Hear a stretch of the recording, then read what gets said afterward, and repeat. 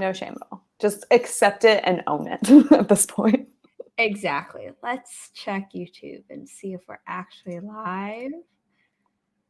I always have to reload a few times. No worries. But we are live. Woohoo! Woohoo, hello world. I'm going to let my co-hosts introduce themselves, and while they do, I'm going to share the first forest room so people can start entering. You can either duke it out or you can do it alphabetically. I'm fine with either way. I'll let you go first because you were here first, and I'm just the latecomer. Well, I've never got like the top corner before. I'm always like somewhere in the middle of the corner. Top billing. Hello, my name is Kelly. I'm a fantasy writer, domestic goddess, which is a fancy way of saying I'm stay-at-home wife and mom, and on occasion I captain the Hot Mess Express. I think that's it. It's short and sweet. I love it. Hello, everyone. I'm Laura. I am also a fantasy writer, and my full-time job is a marketing coordinator for an engineering firm. So that does nothing with my creativity. So I spend all the other rest of my free time just channeling it out. So I'm super excited to be here just to get some words on the page. Yes. And for those of you who don't know, although I'm looking at the chat and you all know me very well, so thank you for coming back time and time again. Love your support. But my name is Zara Hoffman. I'm the self-published author of 5 and many forthcoming books. I have a young adult paranormal romance trilogy, and I am working on the 3rd book in my new adult sci-fi romance trilogy. And yeah, both of my co-hosts have been on here before, but not together. So that is their first meeting. And let's see who's in the chat specifically. Good morning, Crow. Hannah popped in, but said that she can't make today because has been in a writing rut and not much inspiration. So is hanging out with family instead. Totally understandable. Mercurial is here. Hello. Celine is here. Hello. Regina made coffee. Same. Regina, same. I have my caffeinated tea. I think I left my tea out in the front room. I'll have to get it during the first sprint. I almost blew your ears out by shouting your husband's name. But yeah, get him to bring it to you. He's playing Final Fantasy right now. It's fine. You're his pregnant wife. You take precedence over a video game. I was like, you don't have to get up ever when you're pregnant. You can just be like, do stuff for me. You've earned that. I mean, to be fair, he basically renovated their entire house while she was pregnant. Like, it's not like he doesn't do anything. He does a lot. Talking about whether or not, hanging out with doggies, their own dogs. Although I hang out with other people's dogs right now too. Dogs always bring joy. It doesn't have to be your own dog. Good morning, Eva. Hello, Anya. Hello, Autumn.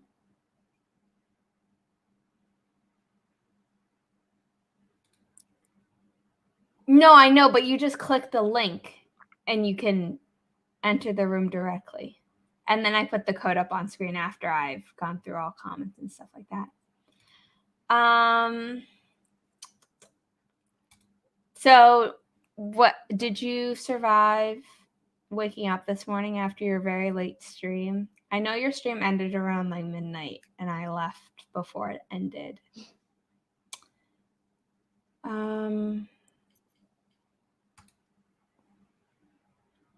Aw, thank you. Yeah, it came out on the 6th of this month. And I feel like I did more promo for it before it came out, like with the countdown more consistently than the countdown I did for Obscure Origin. But then school kind of just got crazy, so I didn't do a lot of promoting after it had come out. So don't worry. It's not going anywhere, but thank you for getting it. Good morning, Christina. Hello, Miguel. Crew today. I do have a question because you are a self-published author. How do you feel about like I don't make sure I'm wording this right, but like the demand to like get books pushed out fast at like such a fast rate? Oh, rapid release. Yes. Right. So I've been rapid releasing these. So these were like this one came out, and I think it was either like 2 or 3 years later this one came out, just because I was like starting college, but was like transferring colleges. That it was a lot happened in my personal life, like in between these two. And then this, I think, was maybe only a year after this one. And this one came out in the pandemic, but it was done before the pandemic hit. And then both of these have obviously come out since pandemic. And I did the thing that I said that I was never going to do, where I was like, oh, I'll write and publish in that order instead of having them all written and then rapid releasing them, because it's a lot more stressful to start writing a book and publish within 3 months, which is the thing that I've been doing for these books. But in general, I don't feel the pressure. It's more just that I had a goal this year to publish this entire trilogy, and that means I have to move faster than 1 book a year to do that. So kind of once I set that goal for myself and I made it with 2, I was like, well, now I have to make it with the 3rd. So yeah, my future books are not going to be like this. They might be rapid released, but probably not, at least not this rapid released. And definitely written beforehand. If I ever do that again. The only reason I ask is because I'm like, man, I like your productivity and the way you've been like really working towards it, and like the discipline, and you're in grad school. I'm like, man, that just sounds exhausting all in itself. Yeah, I mean, I'm not going to argue with you.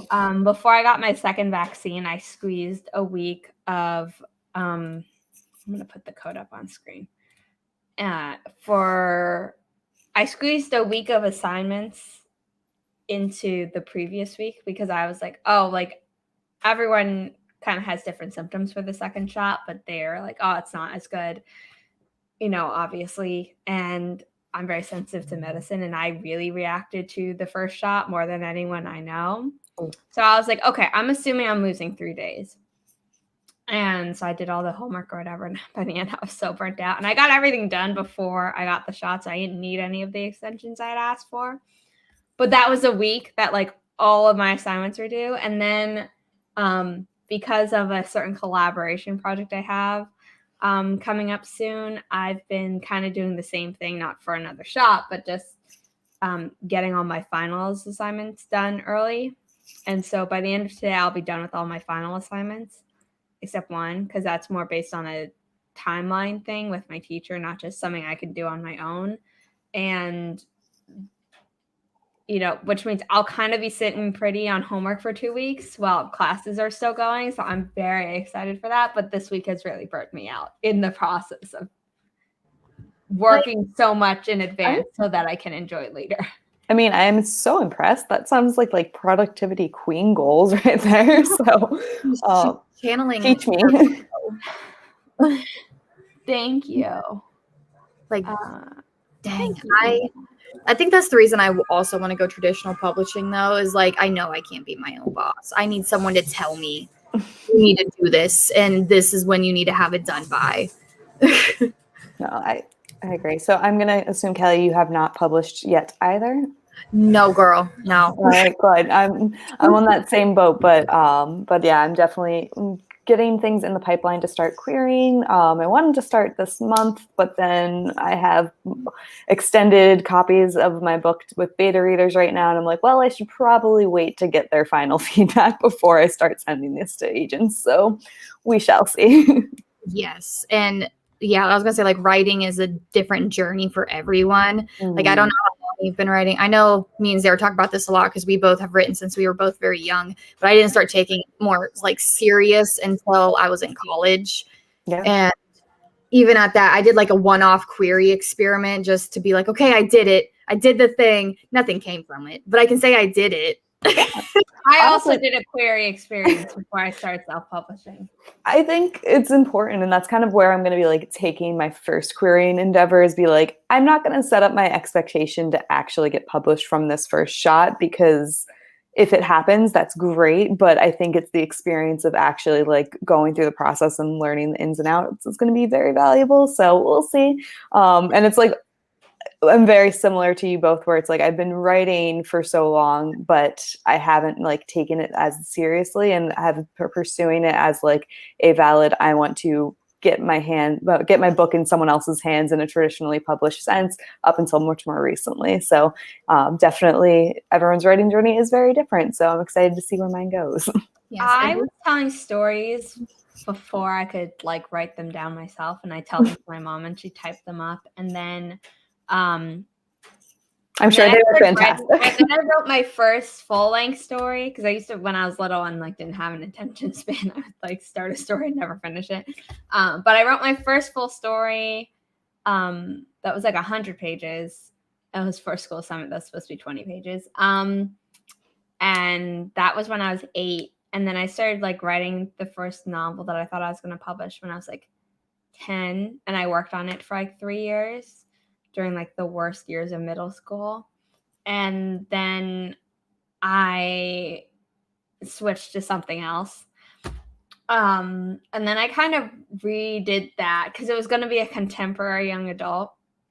And then my grandma died, and the idea just kind of morphed into what became this. But it was actually initially its own trilogy, not a single book. So I wrote the first book and then queried it. And then I wrote the other 2. And then I didn't get anything from like the queries. So I was like, oh, I'll self-publish the first one. And then I'd written the second and third. And I was like, oh, the second book is too short to be its own. So I then pulled The Belgrave Daughter and revised all 3 to fit into one book more cohesively than like the 3 books, which like, it's not like there was a ton of fluff, but there were certain things where it's like, if I'm making this one book, then I'd rather save the stuff about like the best friend and the brother like for their own book. So that's what happened. Honestly, I have to give you kudos for having like that idea that morphed into a book that you did put out and self-publish from like that young of an age in middle school, because I have like an entire folder on my bookshelf of like handwritten like stories that I started at around that age that just are absolutely trash and are terrible, but like it's just kind of gotten that sense. And like I even have stories that I've like books that I've written in the last like 5 years that I'm like, these are still, in my opinion, absolute trash. But here's the thing is that I start a story and like I won't publish it until I think it's good. But because I've written so many books now, like I've gotten better at having a faster process, but I never want to force myself into this faster process again. But it's cool to like have the knowledge. I promise we're going to start sprinting soon. It's fine to want to do traditional publishing. You still got to market. Yeah. Like you have, especially like from what I've been learning in my publishing like program, it's not that you're going to have no marketing, which is what a lot of jaded like traditional published authors will say. Like if they're not huge, they're like, oh, I like don't have any marketing. That's not true. But like if you are not active on social media and aren't sharing your book with people like in real life and on social media with the audience that you have, you don't necessarily like have to try and like get a bunch of people yourself, but you need to be active so that when your marketing team does stuff, it actually can pay off. Because if they're just being like, oh, we have this new author, and everyone's like, this author has no digital footprint. Like, at that point, I feel like at that point you're screaming into the void of just all of the content and media that's out there. So if you don't have anything established, it doesn't give anything that people can hold traction to. Exactly. So, like, yeah, you can't. It's wrong to think if I do traditional publishing, I don't have to learn marketing. Sorry. Also, something else I want to add in, just because we were talking about like quality of drafts and Laura, I know you were like, I still think it's trash. I feel you on that because like I still think some of my stuff's trash. But I was talking to my cousin recently, and he was telling me about this lesson or something that was brought up at one of his college things. He went to like a big like official college, but anyway, he was saying that the teacher took half of the class and told the class that they had to make the most perfect pot, basically. Logan. For those of you who don't know, Logan is Kelly's hubby. Yes, and we have a lemur for a child who thinks that she can do anything. But not literally, the child is human. Yes, just lemur, very lemur-like tendencies. Yes, but sorry about that. But like the class was divided into two groups, and the first group, he was like, just focus on the quality. Focus on the quality. Try to make it as perfect as you can. And then it was the second part of the class had to try to make as much as they could. And then he was like, so who do you think had the better quality? And I'm like, if the one group just had to focus on the one, I would say that one. But it was the quantity because you're doing it so much. And I think with writing and drafting, that's very similar to once you draft so much, you kind of get a feel for your own voice. You get a feel for your characters a little bit better, a little bit quicker. Your outlining becomes more clean if you're an outliner. Mm-hmm. No, I definitely agree. Yeah, John Steinbeck, who I had to read some of his things, and I'm just going to say it right now, like, he's a great writer. His writing style is not for me, but he used to write, I think it was a short story every week, if not every day. There's some famous author who wrote one every day, and there's someone who wrote one like every week, and basically they did that for that reason. And I used to write short stories when I was in a creative writing class in high school, and they were fine, and like they were good short stories. I'm not going to be like, oh, I was shit at that, but like I enjoy writing novels more than I enjoy writing short stories, which I enjoy more than writing poetry. And so like, I just stick to what I like, and it's worked out for me, but it takes time. Yeah, no. And I think that's definitely like developing your backlog, and you're always going to be growing as a writer as long as you're getting those words on the page. And that's why it's like, I can look back and very confidently say that the things that I wrote years and years ago when I was still just like figuring the world out, yeah, I can totally confidently say that it was not up to where my standards as where I see myself as an author now, because of how much I've written since then and how much I've definitely grown. So yeah, I think the best writing advice that I think anyone has ever given me is literally just to sit down and write. And I am the same way with you, Zara, because I try to be like, oh, I'm just going to try and write a bunch of short stories to get more practice of like creating a storyline. And yeah, I'm a novel writer. My novels are like 120K like minimum. So I was like, I cannot be concise with my storytelling, apparently. Yeah, my novels are always like around 60K, sometimes a bit under and sometimes a bit over. And it's just like, all my reviews are like, oh, it was a really quick read. And like, I loved it. I'm like, great. You know what? As long as no one's complaining about the length, like there's no reason to like kill myself over something that like people like and I'm okay with. Yeah, if you do traditional publishing, your agent will do the best they can to get you like a good advance and also good marketing so you have the best chance of earning out that advance and eventually being able to earn royalties. But yeah, any author should like take marketing classes online if they can, or just YouTube. Yeah, no, definitely Skillshare. As mentioned earlier, Jenna Moresi has 2 really good classes on there. I've taken one, and then I've been in college and grad school, so I haven't had time to take the other on top of my novel writing. But yeah. And I think that's a big difference between trad and indie is you need marketing no matter which route you go. If you're an author and you want to sell books, like marketing is going to be inevitable, but like trad, at least you aren't doing all of the work and you're not going in it entirely alone. Like you'll have your agent and obviously your publisher wants the book to sell. So you will have people you can go to. But yeah, you still need to have the understanding of what the marketing world is and a platform that you can own yourself. Yes. We're gonna start our first sprint, and then we will. This is- Hello, Bree. It's Hello, been really Jen. good conversation, though. Like, this has been very nice writing conversation. Yeah, and we can continue it after. I just know that we have been live for 20 minutes, and we all got novels to write. Or if anyone who from my live stream yesterday from Twitch is here, they got college and grad stuff, but mostly like theses and dissertations to write. So we're gonna start, and then we'll come back. Hi, Luna. You want to say hi? Hello. Hello.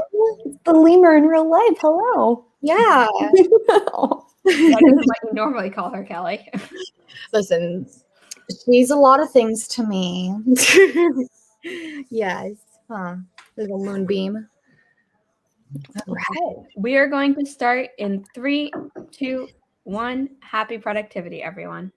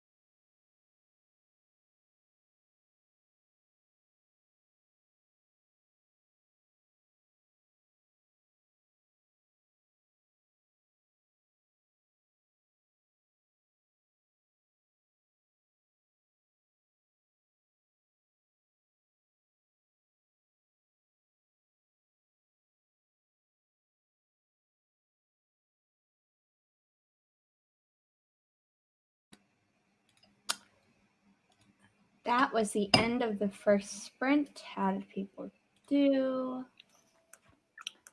Let's see. Wait, have my lo-fi beat still on. I am a person that loves to have some sort of background music when they write. I don't know about you all. Some people can't like handle any sort of distracting noise. I can't handle music because like I'll always, even if it's instrumental, like I'll listen to it too much.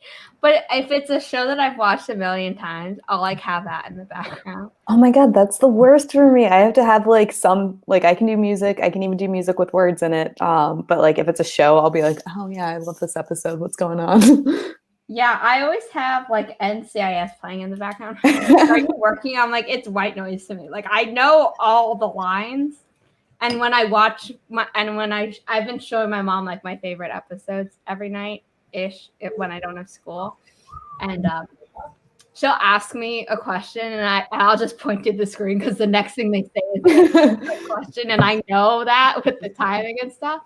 But if I listen to music that like I know, even with lyrics, I'll start typing the lyrics even though I'm like, oh, this is white noise to me, but then it's not. It's like that word just came into it.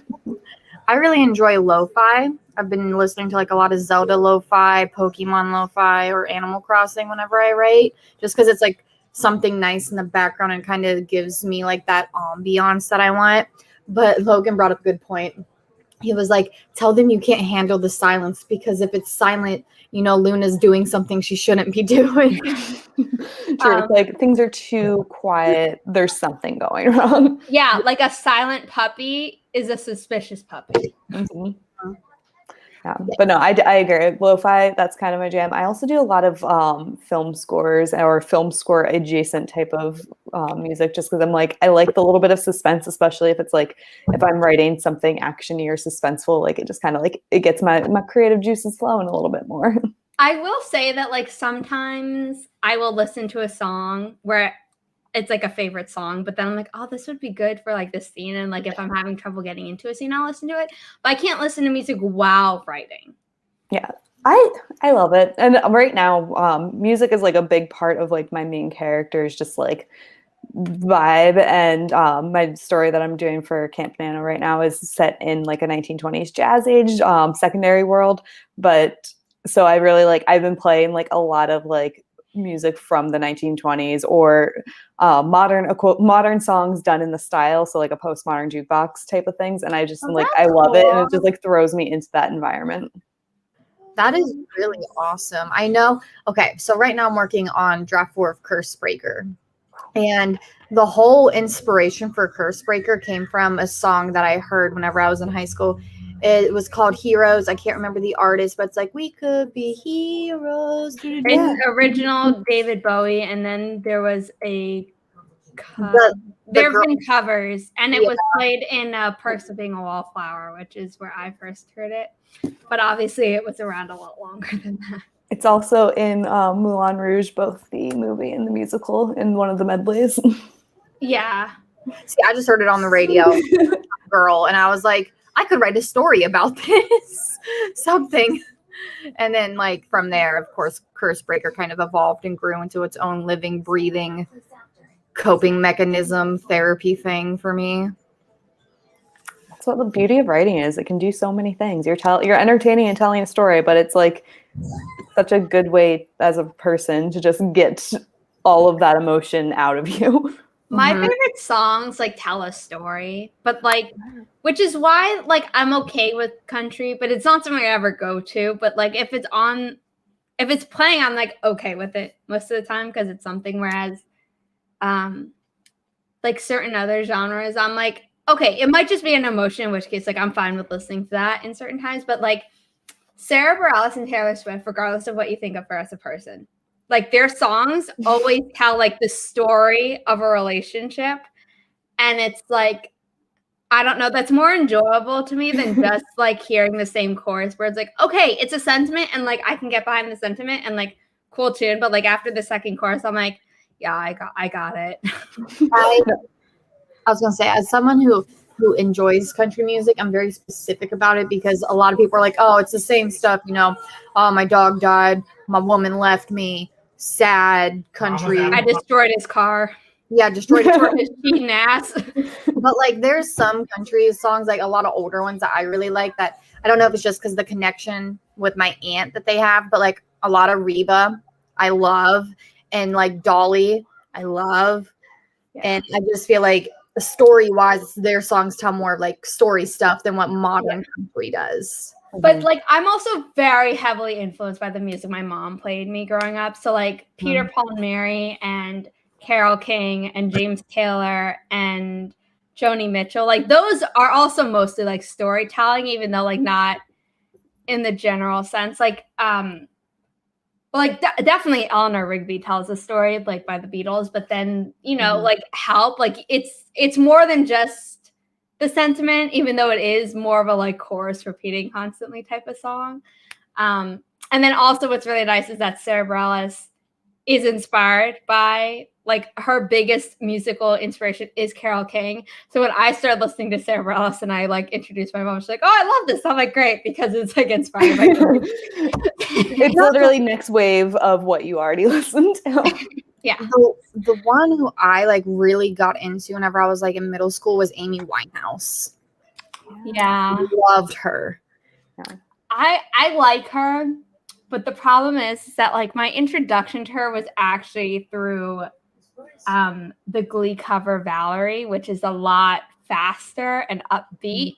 And I love it that way. But like when I first went to like Amy's version, I was like, "Oh, this is a lot slower than I thought it would be." So it took like some gear shifting. Yeah, I definitely agree that like I have such a random eclectic mix, but I love when there are the songs that tell stories. And I even like will find songs that will be like situating into whatever I'm working on. I'm like, "Oh, I need to like save that," and I like create different writing playlists. And some song, like I will have like a curated playlist to a project, but then there's sometimes where it's like I can't listen to that playlist while I'm writing because it's like kind of distracting. But then like, but the stories and the messages that are in the songs tie very well to like what I'm trying to achieve in the project. So it's kind of like, oh, I'll just keep that just as like an inspiration mix, essentially. Yeah, I have a lot of let's see. I'm looking at I pulled my Spotify app. I do have a playlist for this trilogy. And then for this, I've mostly been listening to instrumental by this one artist, and I can't freaking, here we go. By this artist named Nick Murray. And he had an album called Aeon. And like the names of the songs are like Interstellar, Entropy, Equinox. And I was like, great, perfect. Lots of like space stuff. And then I have a few songs that like get to certain emotions. Like I have a few Sarah Bareilles songs on there and a few other things. But again, like I don't listen to them while I'm writing. That's how, whenever I was working on The Dangers of Engagement, I had a playlist for it, but I would only listen to it whenever I was in the car or doing stuff. And then I would get like inspired to write. And, I had a thought. Oh, did you guys see? I don't know. I can't remember exactly. I think I saw it somewhere on Twitter, on the, the Twitter. But it was something, I don't know if it's an idea or if it was actually legit, but people were talking about how literary agents should have it in like their query manager or something or whatever, that you could link your playlists or your Pinterest boards that you have set up for your book. Sorry, they could get like more of a feel too than just the... I get authors wanting that, but there is no way agents are ever going to do that. They already get over 100 queries a day, 60 of which normally go right in the trash because they're not they're not written well. They don't follow submission guidelines, and or they're too long. I mean, the too long can fall under not written well. The number of ones that I just had to delete, like as a literary agent intern, whereas like I understand the pain of like the authors on the other side of this, but like at the same time, if you can't bother to follow instructions and be like, this agent doesn't represent the genre, maybe I shouldn't query them for the genre that they don't represent. I'm like, there's only so much my sympathy can go. Where it's like, I know Alexa Dunn talks about that a lot. Just following submission guidelines will put you so far ahead of the pack. But yeah, I just thought it was a cool concept. Like, I think it's cool that like if you get an agent who is who writes back to you first of all and is like, I like your concept, I'm not sure it's for me, or they're like asking for a revise and resubmit or something. If they've shown interest, I think it could be interesting to maybe like attach something. Not attached, like they don't like attachments unless they've asked for like a partial, but I mean like a link in the email that could be interesting, but I feel like that could also very quickly lead to agents being like, no links. yeah, because that could go real south real quick. Because there are some crazy stuff. Like I've followed a lot of female agents on Twitter, and like some of the stuff that they say that they either receive in the mail or they receive via email is just really crazy. And I'm like, why do people think that this is okay? And then also there are guidelines rail at agents on Twitter, and agents have to be like, I'm a human being. Like I deserve off time and like to spend time with my family. And like, if you accept that, I'm not gonna represent you. And I'm like, oh look, boundaries. Yes, it's crazy. And then like, I had another thought and then I lost. Talking about the revise and resubmit. I am so nervous because like, I don't know, after the first like query endeavor that I did, and I wasn't really obviously expecting a whole lot, but in the future, whenever I do it seriously, if I get a revise and resubmit from like one of my, I don't want to say like dream agents, because I know it's not healthy to have dream agents, because you can have a dream agent, and also I would say that if you have dream agents, you should not query them first. Yeah, I have like you should query in rounds. And like you should only query agents you want. Don't like waste an agent's time and be like, oh, I'm just gonna use you for like a litmus test. Yeah, my novel is ready, but because like if you do it in rounds, you could theoretically take any feedback that you get and be like, oh, I want to make some changes before I go to my dream agent, and then So continue, Kelly. No, you're fine. Yeah, because I have like a list, and then like I have the list broken up into like 5 agents per round. But I was thinking about it. I'm like, man, if I get to like one of my dream agents on the list and they're like, yeah, if you revise and resubmit, I would be so nervous. I'd be like, oh my gosh, what if I don't do it right? I feel like I'd be so nervous. That happened to Shanice Littlejohn, who's been on my channel before, and I've been bugging to make a channel. And she's like, one day, and I'm like, well, one day isn't on the calendar, so like fix that. And she revised it, and her story is like so much better, and she's happy, and it was her dream agent who said it. But there are certain people who don't want to revise and resubmit, and that's their right. But if it is your dream agent, like I would just go for it. And the worst they can say is, you know, maybe on your next project. Like, you know, maybe this isn't really for me, but if you write another, like, and haven't gotten an agent by then, like, query me, like, there isn't really a downside because you'll have gotten professional feedback and will have the experience of basically editing like you would for an editor. Because once you get an agent, they will work with you, depending on the agent. Some agents are pretty much like, okay, I'm going to clean up your grammar and then we're going to send it to the editor. And other agents are like, no, the first 50 pages like have to be perfect for like editors. And like, you know, it was good enough for me. And like, that's great. But like, we got to spruce it up for editors. And then they submit to editors. And then you have an editor. And then you could be editing for up to 2 years. And then it goes into production stuff. So you got to get used to rewriting and revising, like at no matter what stage. So if you learn it sooner rather than later, it's, you know, it's less disappointing when you're like, I've gone through like 3 gatekeepers and I still have to revise. And the answer is yes in traditional publishing.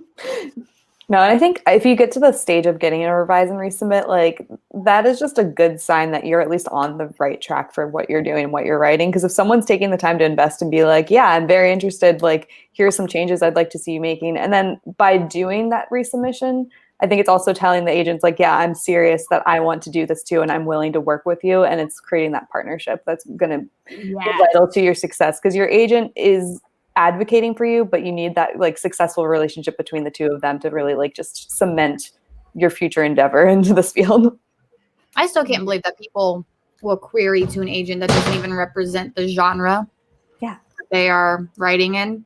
That blows my mind a lot. But I think people will sometimes like look up like the most popular agents on like Twitter or something, and they'll like go to their website, pull their email, and just like do a mass, which also never do like BCC or definitely not CC, and or like a giant mass in the two.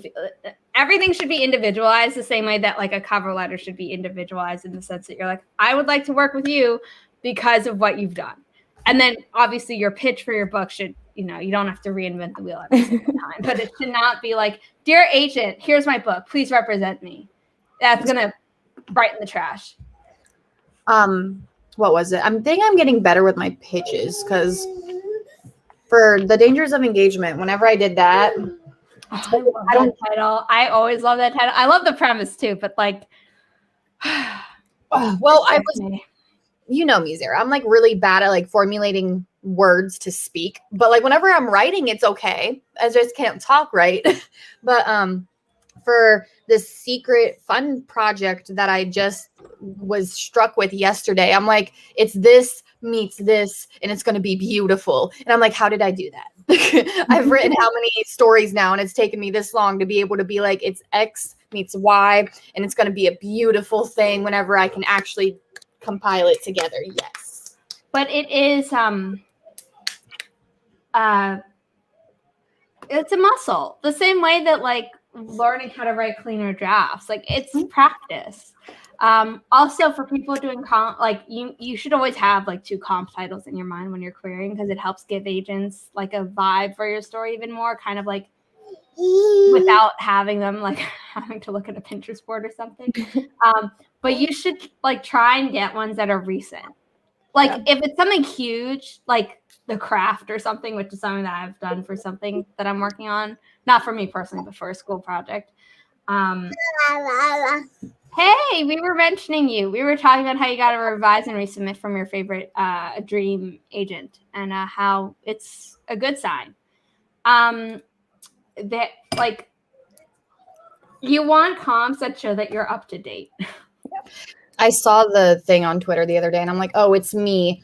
I feel so attacked because it's like, if you think, because Percy Jackson was never like YA, I think a lot of people were just more attracted to. Like I was in high school whenever I read Percy Jackson, but that's also because I've had a lot of trouble reading. But it was like, if you think Percy Jackson, Twilight, and it was like Hunger Games and a few other big titles that were like big way back when is still current. Yes, Shanice, you need to start that. We were talking about that too. I thought that you already had one, but apparently I was wrong. Sorry, derailing the conversation. But it's like, if you think that those were the good comp titles, then you need to get back into reading, because there's so many new. Well, I think there's books. That, and I think it's like such a turnoff if you like compare your novels just to the biggest like sellers within the last like decades or so, because it's like they're gonna roll their eyes and be like, yeah, it's like it's like your fantasy novel is Game of Thrones. Really? Like you already have one strike against you. Like they might keep reading, but yeah. Plus it's also showing that you don't probably know your genre as well as you do, because it's like, if you're not reading, or at least like able to know the newer books and the things that are coming out to a nuanced level that actually matches what you're writing, then I feel like they're going to be like, do you understand what your genre is or what the story is you're trying to tell? Because it's like, depending on what you're trying to comp to is going to really just show the agent or the publisher like what you're reading, what you're focusing on. I saw on Twitter someone like, I mean, they were rightfully saying it, and other people were like replying, and I was like, you're not really getting the point. But they were saying that, if your understanding of young adult is only Twilight, which is young adult, Harry Potter, which is not officially young adult, and like it was middle grade with characters who aged up, but it was middle grade, and like Percy Jackson and others, it's like those are middle grade, and like obviously people of any age can read things of any age, although obviously there are certain things that are like inappropriate for younger readers, so they shouldn't necessarily be reading those things. it's like you are out of touch with the young adult industry. Like you need like those are great, but like not and the Hunger Games. And they were saying that like those are great. Obviously there are problems with all of them. But you know, like you need to read more recent things. So like I've been behind on reading more recent things, but I loved Spin the Dawn, and a lot of the books that like I'm interested in have titles for like more recent things.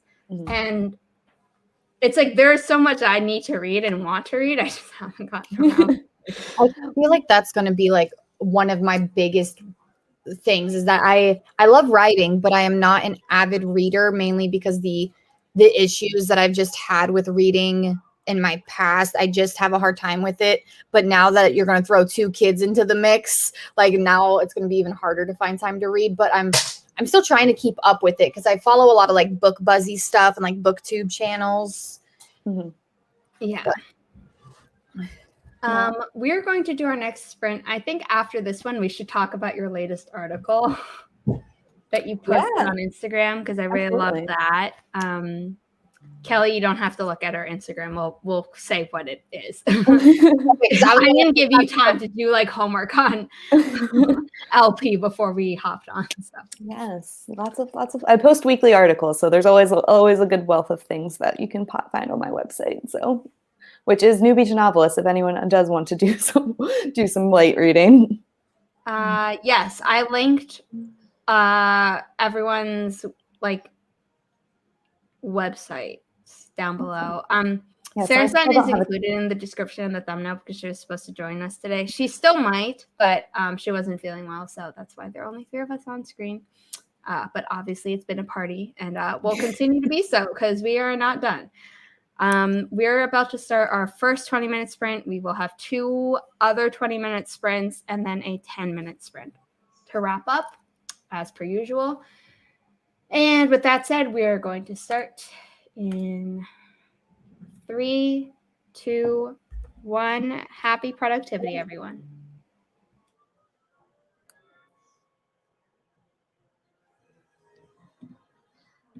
Need to.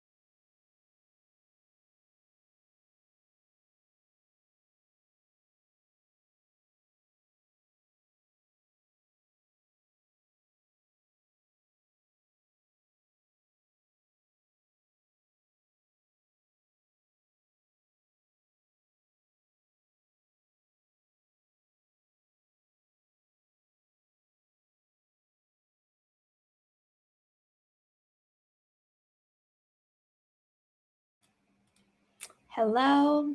I'm not really sure why there was a 3-second lag between the forest room and the on-screen timer. I thought I'd hit them at the same time, but at least it wasn't too much of a lag. Moon Bunny Creative came in. I have it as a banner, as always. How did you do? How did I do? This one was not as productive for me this time. Oh, well, if I tell you guys my word count, there's no way in hell you guys are going to believe me, because I'm already surpassed my word count goal for the day. I'm at 1,967 words total for chapter 16. However, the bulk of those words were brought in from a prior draft that I'm just cleaning up and making very pretty. Hey, those words were still written at some point, so we'll celebrate that. Is this an entirely new project or something you're revising, you said? Something I'm revising. So right now I'm working on draft 4. So it's been a process. It's changed a lot. So far I'm at 921 words for the day. I have no idea how much. Like, I feel like maybe 300 were from the last 20 minutes. That's new. You're both beating me. I only got 140. Because hey, every word counts. I kind of had, it's so far the same scene, but like the action of this scene is kind of done, and I'm now writing the like tie to the next scene. Because it's not, I'm not at a point where I'm like, oh, I can just do a scene break. I'm like, you know, I do that a lot in my chapters, but this isn't like one of them, because stuff happened and I need a certain character, a certain like secondary but pretty primary character to react to certain things. So it's like I can't just yeet like him out of the scene and be like his reaction. Sometimes those transitions between scenes get sticky for me as well, and that's why with this current project, this new project that I've been working on since the start of the month, I'm approaching it very differently, because I have like my rough outline. Usually I'm a plotter that outlines like crazy, and this one I'm like, I'm just gonna see where it goes, and I've literally just been writing, like, I use Scrivener, so I haven't even been breaking things into chapters. I've just been like writing scenes as they come to me, and I'm like, I will weave them together somehow in the editing process. But right now I'm just going to like write what excites me and what like direction I want the characters to go into. And it's been a completely different process for me, but I honestly like, it's been inspiring me to write more, because I'm just writing the stuff that like excites me at the moment. And then I'll weave it together when I get there. Yeah. 9 lines of poetry. That's awesome. I'm not someone who can do that. Like the one time that I did in Obscure Origin, I wound up like having to almost completely rewrite it because I changed the way that the doors on the spaceship work. That doesn't give anything away. It's very clear that she's kidnapped into space from the back cover. But I'd written, I mean, some of the stuff stayed the same, but there are other things where I was like, I changed the way the doors work, so I had to rewrite every single instance where there's a door. Throughout the whole novel of a door, and I was like, I'm never doing this again. Yeah, because I normally write chronologically and without like skipping ahead at all, unless it's like a scene break, in which case it's like, no, like that was planned.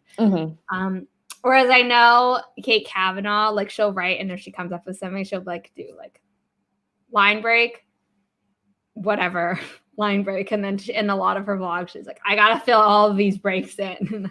See, I've even gotten to the point where with this draft, I will be like, put like a bracket and be like, all right, I know this is something like either a bit of the world building that I haven't created yet, or just like a scene between two characters. It's like, this needs to happen But right now, like, I'm just mentally fatigued where I can't think of that specific thing, but I can think of what's going to happen next or in like 2 scenes from now. And that's very off. Like, I was very similar to you where it's like, I have to write chronologically. I have to follow my outline. And so this is new uncharted territory for me. So I can't even speak if it's successful or not yet, but it's at least like something I'm exploring and it's keeping me motivated. So at least there's a plus with that. I just realized that sometimes I'll get a scene and it's like, even if it doesn't make it into the story, I'll write it in my phone app. Yes. Like my phone notes where it's like, okay, this is either going to eventually be plopped in, but I don't know where. So I'm not writing to the scene, if that makes sense. So like I don't put anything in my doc that's not in chronological order, like from start to finish. But if I have a scene where I'm like, oh, it's dialogue, and I know that if I don't write it down like within the first day, I'm going to forget it, then I'll write that down separately. Yeah, I actually basically all very similar, but all of my stories are born in my notes app on my phone. Like, just it's like it starts as like, oh, that's a cool story concept, and I have like a list in my phone, and then like once if it noodles around or if I'm on a walk and I'm like, oh, that's another good idea, like I just kind of grow upon that. And then same way where it's like, oh, that's a bit of dialogue, and then it turns into a scene or I will capture it in my phone, and then I actually have a separate document that's just like I named bits of dialogue where like I will wait until I get to the scene and it's like grander scale of my writing, and I'm like, oh yeah, like I already dreamt up this bit of dialogue. Does it actually still work? Can I revise it to like kind of make it fit? Or sometimes it's like, oh my gosh, yes, it's perfect. I finally reached the point where this makes sense. Yeah. See, I recently came into the whole thing of I need to just take notes because I just am working on chapter 16 in this draft, and I have 30 chapters outlined total. And so I'm in like that halfway point. And I know I caught myself being like, okay, well, I think I started in the wrong place. So act 1 needs to be reworked as blah, blah, blah, blah, blah. And I'm like, no. We're not going to go back and redo this. We're just going to take a note.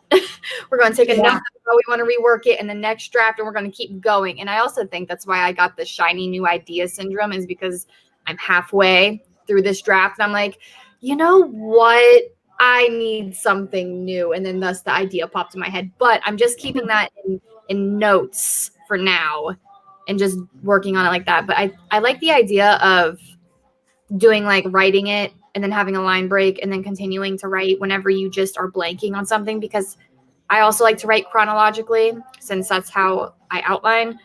I think a lot of people outline that way. But I think skipping it sometimes would help, because if I would have skipped a few chapters back whenever there was a hard scene for me to write, it wouldn't have taken so long, and I felt like my mood would not have gotten so down.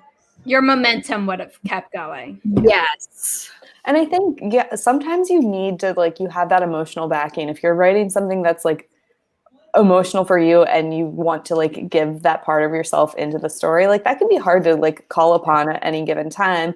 But like, I think it's important as a writer, if you want to be writing multiple novels and doing a lot of writing, you kind of have to like convince yourself to write even when you're not at that like that prime bit to like give yourself into your story. So yeah, just being able to be like, I will come back to this when I am like ready for that, but like still continuing on and getting the words on the page that you can later go back and revise and revisit is always important.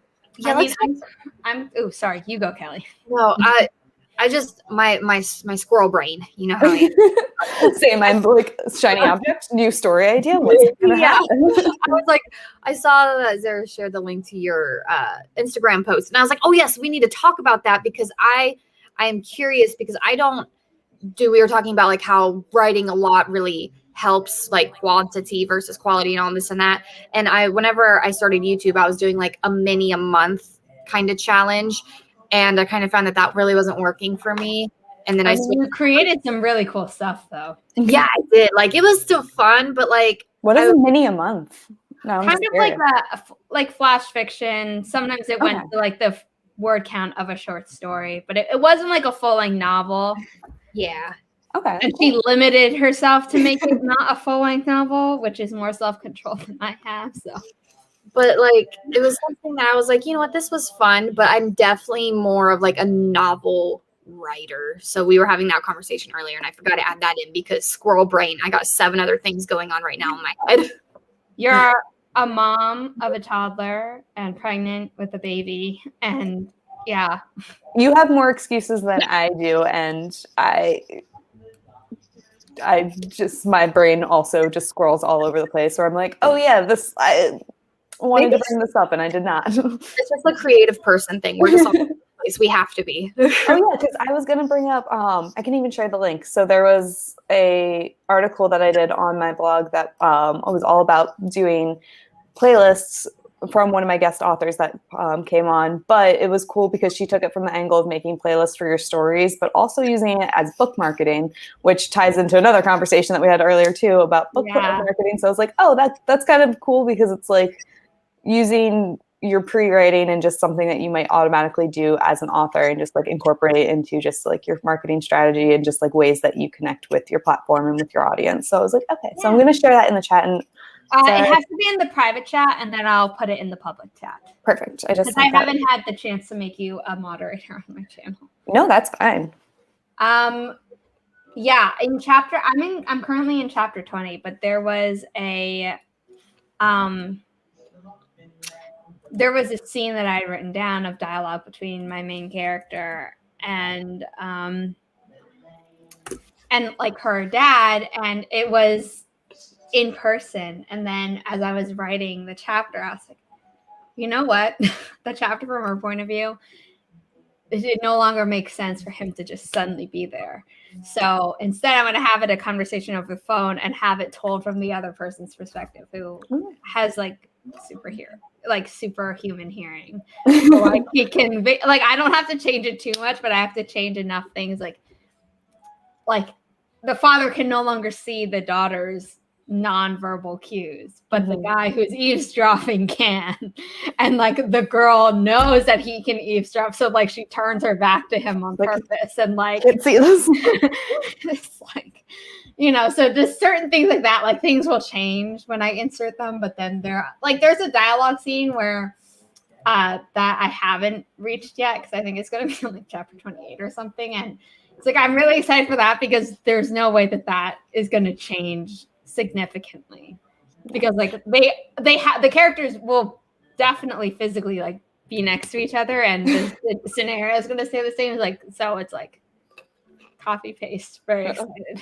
It's like this all fits. It's kind of crazy, like the differences between sometimes when you're revising or making changes, that it's like The Doors, where it's a snowball effect, where it's like one small change just like blows up and you're like, my story's like almost completely different now because like I changed one thing, but it impacted so much, like a ripple effect. But then in a similar instance to you, when I was revising my last project, I completely removed like a point of view. I kept the character, but I removed all of his point of view chapters. And so it was only 3 chapters, because I was like, I have 2 major point of view characters, and they cover like 85% of the novel, and then like the 3 like chapters of the other character were like it was from the antagonist point of view, which is cool, but I was like, it didn't fit quite as well, and so I made the decision, like, all right, it's not working as good as I would like it to, so I yanked them. And some of them I was just like, cool, I'll just incorporate the content in different scenarios that already exist. And then some scenes, it's like, oh, I have to rewrite the entire scene from one of the 2 main protagonist point of views. And that was actually really cool opportunity, because I got to like revisit a scene that's already written, but then be like, okay, what would my other character be noticing, or like what's the emotional impact for them conversely in the scene, which is cool. That's cool. Speaking of character, oh, sorry. That's okay. I was thinking of something that happened yesterday whenever I got, shiny idea. Hold on. You want to sit with mommy real quick? Okay. She thinks that she has to come all the way. She has to pull out. She has like totes under our bed, and she pulls them out to climb up onto the bed. And she thinks she has to do that to come to me instead of just walking around the bed. Okay. The floor is lava. Yes. Before she sidetracked me, yesterday I just took like a personal day because, life is stressful, and I just needed time to like decompress and just be in my like own bubble. And it was really nice, but I was working on, I'm just going to call it Project D, and working on outlining and stuff. And then she fell asleep. Logan was working on something for a friend of ours. So I was just inside. Yeah, and the house was already clean. Everything was already done.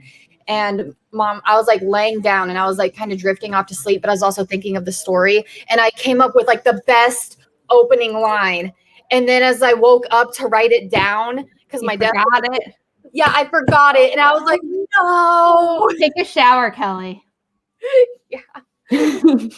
I always remember stuff in the shower. I don't know if it's because I'm a Pisces or if it's just like meditation of being in the shower. Listen, I'll come up with good story ideas in the shower too. And then it's like I'm wet and I need my notebook because I like using my phone whenever I'm out in public because it's just quick right there. But like I love carrying around my little books and I'll just start writing away. Yeah, I find those ideas, they always come in the shower. They come right before bed or right when you're waking up in the morning or like on my commute to work. I'm just like, half the time it's when I can't write anything down. I'm like, okay, I need to remember this. If not the entire thing, at least like this one single line is just going to like try and trigger everything. Yes. And I was like so disappointed that I forgot. I'm like, no, that was perfect.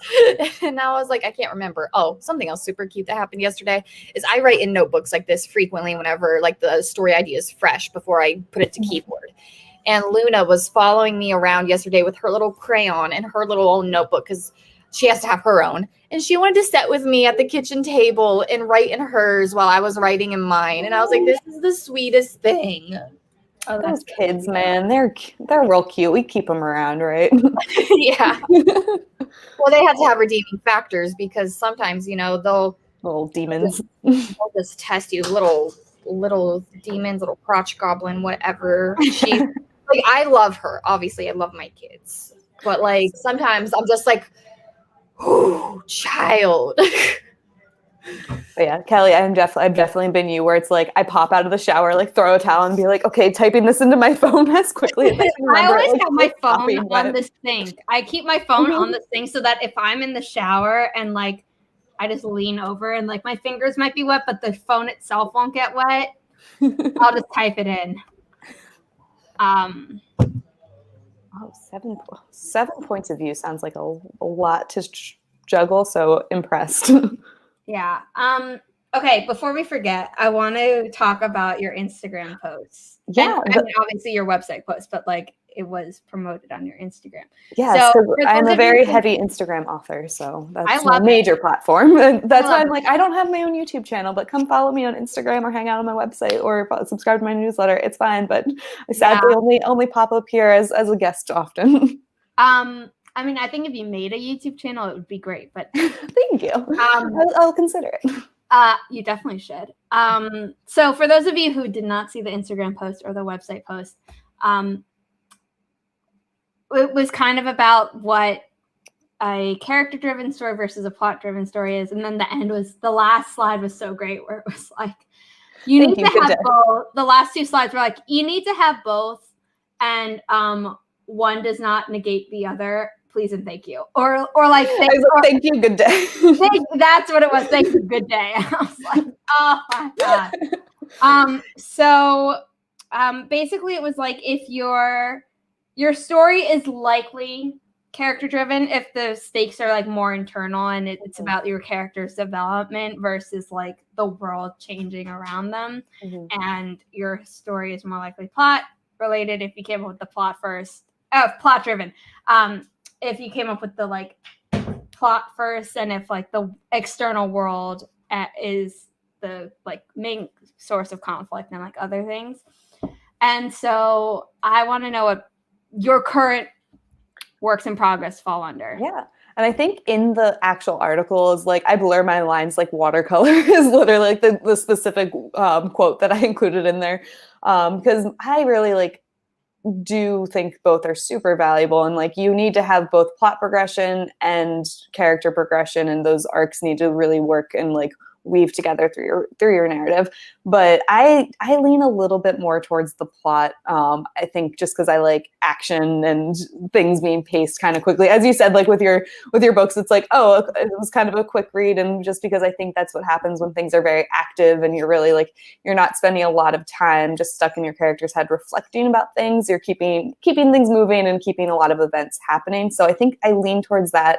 But I really always want to have like those reflection moments are important, and just when you can trace like your character's starting state to where they end at the end of the narrative. And then I do series writing, so you want to be able to have your character having not just one single novel arc, but also arcs throughout the entire series. I wrote a whole blog post about that on my page. And it's very important. But and I also think there's like, I don't want to say stigma, but people usually associate like plot-driven stories as like your commercial genre fiction, and then like people like who dive into literary fiction, it's like, oh, you're kind of like more so exploring like themes of the human psyche a little bit more, such as that, where you might spend more time with a character-driven story. So I feel like that's kind of like a misconception where it's like, if you're doing genre fiction, it's always going to be plot-driven. If you're doing literary fiction, it's always going to be character-driven. And it's like, no, it's people just who look down on genre fiction. Let me just say, romance is the only reason the publishing industry like can afford to do other genres. Like romance always sells no matter what. Every other genre has its ups and downs. Romance is like forever.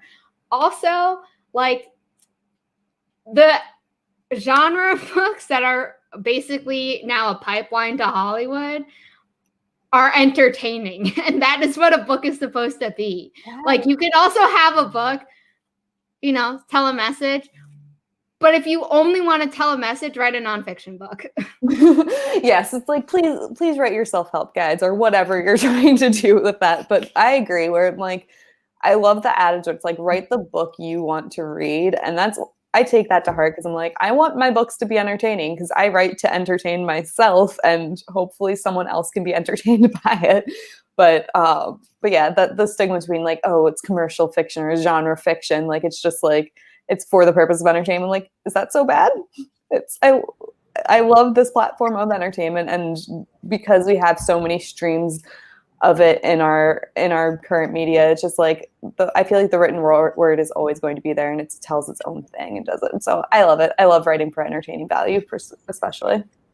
Talking about, because I know right now we're talking like plot versus character driven. A lot of my stories are always, my stories are always plot driven, because I create the world first, and I make the problems in the world and how they are affecting this character directly.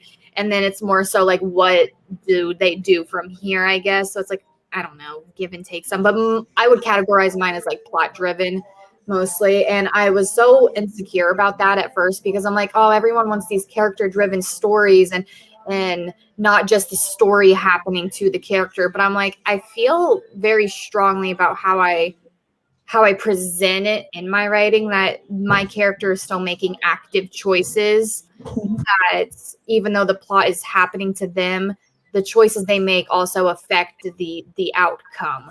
I mean, that's good writing. Like, if the plot only happens to your character, and your character is just a passive person who like gets tossed around and does nothing, like that's bad writing. And you could be like, oh, like that's plot driven, and it's like, yeah, but like that's not what most people mean when they say my story is plot driven versus character driven. That's just not yeah, good.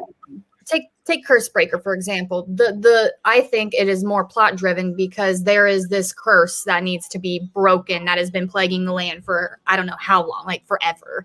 And the character in it, like there are instances in the story where she chooses to sacrifice certain things, and it's an active choice on her part, because she could choose not to, but the fact that she actively chooses to sacrifice certain things or to go a certain path in the story is what also creates the story in a way. Yeah. And talking about forms of entertainment, because we were talking about like, you know, writing, and then how romance kind of contributes a lot to like the Hollywood. I was talking to Logan about this yesterday, because I was like, I would want one of my books to be turned into a video game more so than a movie right away. And he was like, really? And I was like, well, hear me out. He like, don't get me wrong, he loves video games. We both do. And I was like, writing a book, reading a book, you are getting a story, you're forming it in your mind, you know, and you have very personal connection to those characters. I'm like, you're watching a movie that's still a story being told, and you're watching it and you're like grasped in it. You know what I mean? Like if you have agency in a video game. Yeah. Having a movie. In a video game, you're actively making choices in the story. And I was like, how cool would that be for one of my books to get turned into a video game, and then we could actively play out the story. And oh, Zara, you said the perfect word, which is agency, and that's like my like buzz trigger word right there. Because that's so important for just characters in whatever the driving force behind your novel is, that you want main characters that have that sense of agency that leads them to be a protagonist, where they are taking the sequence of events that's being unfolded for them, but it's their choices, it's what they're doing, and they have the agency to be making them. So, love it, love this. I really like this comment, but like for me, I always come up with like my characters at the same time as the plot. Me too. And it's like it comes as if this character is in this situation, and like, okay, what does that mean? You know, and sometimes I get the end idea too at the same time. And but like that being said, like I have my two main characters are like, they make choices. They are completely, absolutely 100% being manipulated by God and the devil in all of their actions, but they are making choices that like weren't necessarily like 100% like laid out, where it's like God is like, yep, that happened. And like exactly as I was expecting. But I would say that because of that, maybe like this is my most plot-driven book. And then these two are much more like character-driven. If we have to pick one or the other, like they're all like very intertwined. Like I don't really see it as you could be like, oh, like if you took out the character development, like the plot would still exist. Yeah. Like not really. And that's as it should be. And then these are like, there is a plot, obviously. But like, and it sets everything off. But as I'm writing it, it's actually a lot more character driven than I expected. And I just kind of go with the flow because that's how the story wants to be told. Yeah, no, you gotta tell the story how it wants to come out and like what's working for you at the moment when you're telling it too. And I think that's awesome that you can do both, because it usually leans one or the other of like what's kind of like driving the story, but both are always going to be important. And if you do write character driven novels, that doesn't necessarily mean you can't write a plot driven novel or vice versa. Like it's just like kind of like what's leading the characters through the story versus what's actually happening. Now, I do have another question, because I know this is something that I kind of deal with, and I don't know if it's just my own personal touch of imposter syndrome, but do you guys ever worry that your main character isn't as strong as what your side characters are? Or do you think as an author, we are attached more to certain characters just because we have obviously an attachment to many characters? Like, I'm very attached. Like, I love my main character, Alara, but I'm also very attached to Birdie, who is like the mentor, and he's a troll. And Oh, you just froze, Kelly. Oh no! I love. Well, as we wait for her to come back, I can give a little bit of my answer of what she was saying, because I don't fear that like my main character isn't as interesting or is like being like upstaged by my secondary characters, but I will admit that like some of my favorite characters that I write about are my secondary characters, just because they don't have the spotlight on them all the time. So I feel like I try and make them as just like entertaining or like engaging as possible, because they have to accomplish like a lot more in a little bit of time. So like they're the ones that usually get like the zippy one-liners or just like little bits of backstory that just kind of crush your soul. Hello, welcome back. I missed. You're missed. I missed what was said after I was talking. Oh, she was saying that like she doesn't feel like her main characters are ever upstaged by her side characters, but that sometimes her favorite characters to write are side characters. Yeah. And like the girl who's the main one in this, but is the best friend in this, like she was my favorite character to write in here, because she was like the tough love friend that like we all need, where it's like I want you to be happy, and if it means this, then great, and if it means this, then I support you. But like either way, stop moping. Like you can't let life happen to you. I don't know. I am like, I don't know if I'm playing favorites here, or if it's just because like as the author, you're going to be looking at the story a little bit different than what a reader would be. I just hope that like my fear is that people aren't going to connect to Alara, who is the main character, and then then she's like more weaker than like the rest of the cast. That's my fear. I think that's a common fear.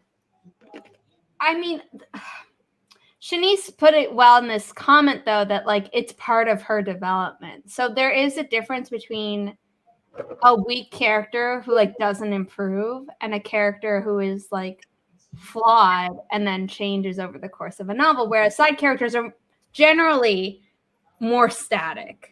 And unless you're doing like an interweaving series like I kind of did, where it's like each, like obviously their lives aren't perfect and each book will show that more, but you got to show a little hint like when it's not their main book, so that it doesn't come out of left field when you come out with the next book.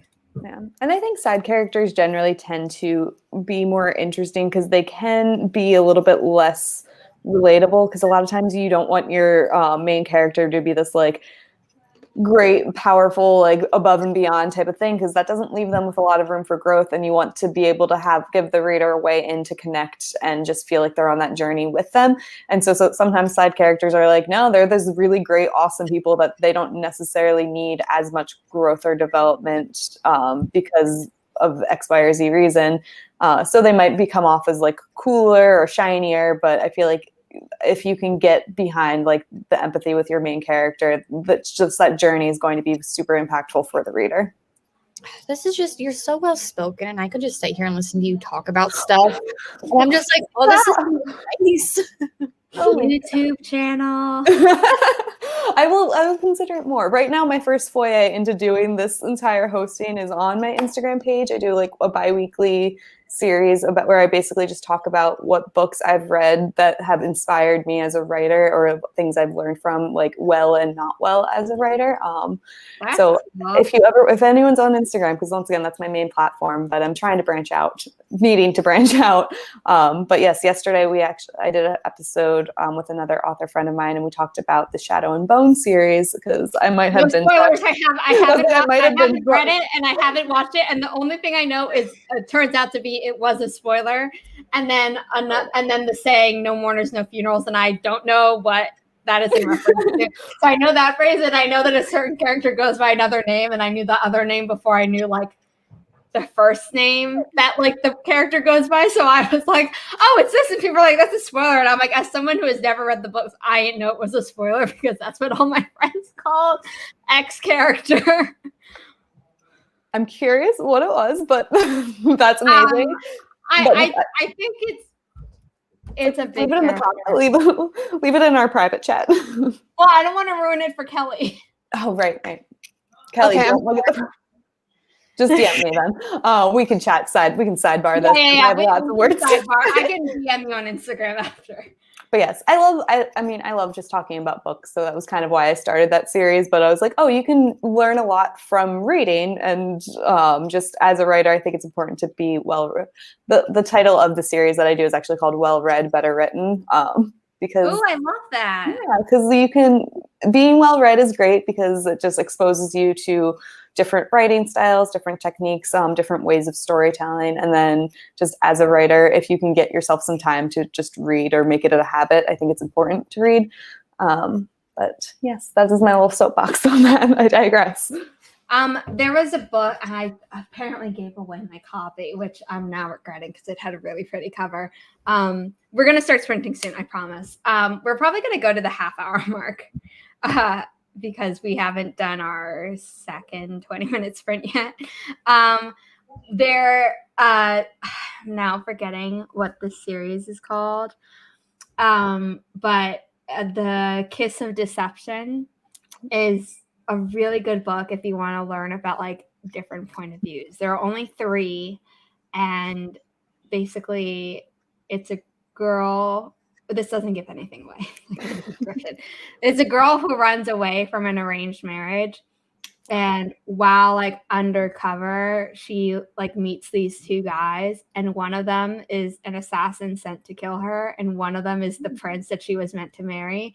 And you go through the whole book not knowing which guy is which, even though you're in their points of view. and they only go by their first name, and you never find out the first name of the prince or the assassin. Obviously, she doesn't really know that an assassin is after her for a while, but like she knows there is a danger, which is part of why she ran away. But she was like, there was a danger like on her life, which is why the arranged marriage was arranged. But she was like, I'm not going to marry someone I don't know. She was like, I'm going to get out of that situation. But it's so good because you're like totally invested in these three characters and you don't know who is who aside from the girl.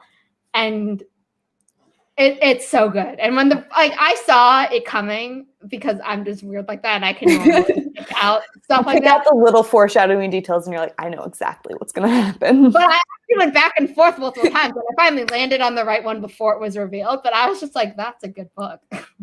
That's such a good. I was like, that's such a fascinating concept. I love that so much to be like a very challenging thing to like hide information when you are in someone's point of view. Cause like you can do a lot of great reveals when the main character doesn't know a thing and they learn it at the same time the reader does.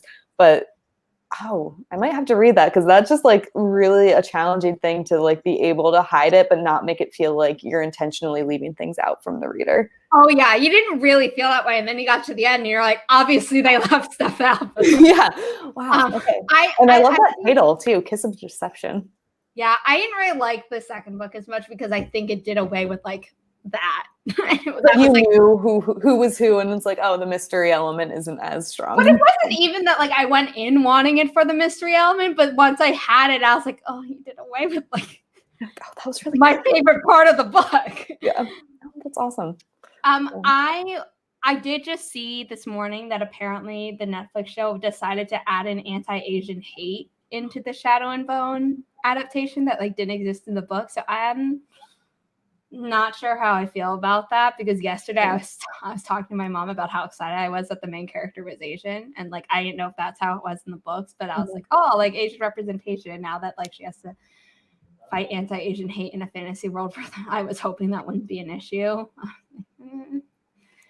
We'll see. I'd be interested to hear your thoughts on it if you do decide to watch. I probably will, but like in the second half of May, before my summer class starts. In that weird bit of time that you have between the crazy schoolwork. Yeah, like my 1 week. That's all. Why would they add it in if it wasn't originally in the I can't say that it wasn't originally in the book, but based on the tweet, it sounded like they inserted it. And I'm like, I'm not saying that fantasy world should be blind to race. And in fact, I'm like doing a whole project on like Black female-led fantasy books in young adult that like are pretty cool. And like that's great, but it's not all about the trauma of being Black in America, you know, like where it's like The Hate You Give is a great book, but like authors of color shouldn't have to only write about the trauma that they face.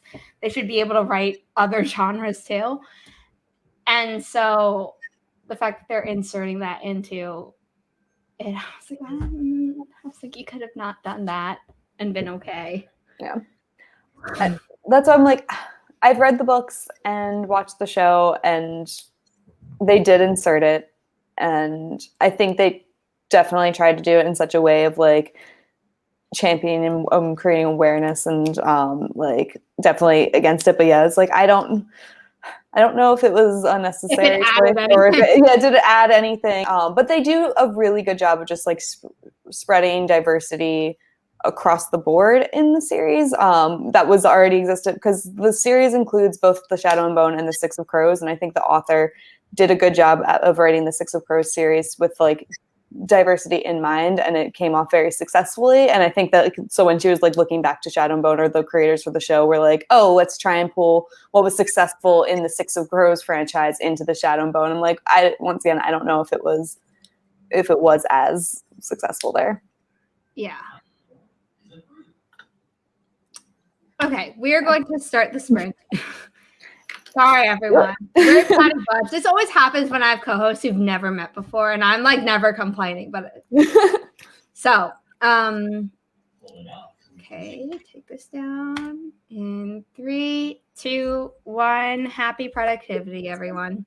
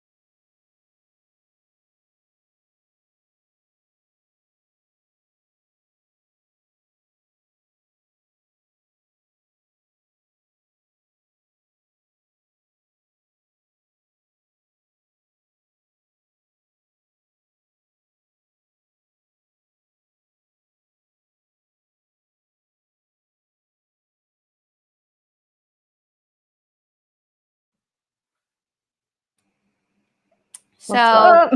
the tree died.